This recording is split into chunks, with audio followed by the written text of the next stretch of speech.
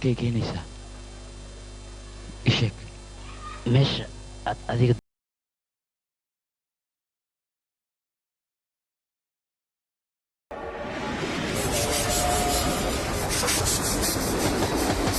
سمسم ما ogtahay inay caanuhu samsam yihiin nafaqo buuxda oo kaamil ah koriimo iyo kobcina yihiin caanaha samsam fitamiinada aad ka helayso waa carotene vitamin A vitamin B1 vitamin B2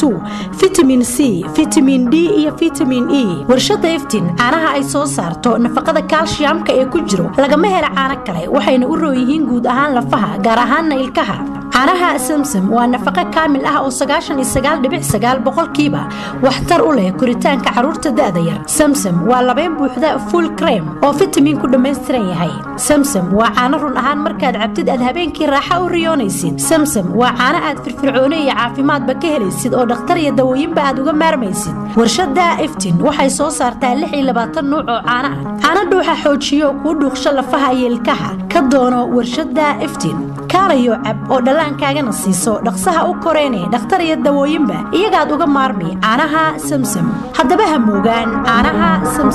samsam milk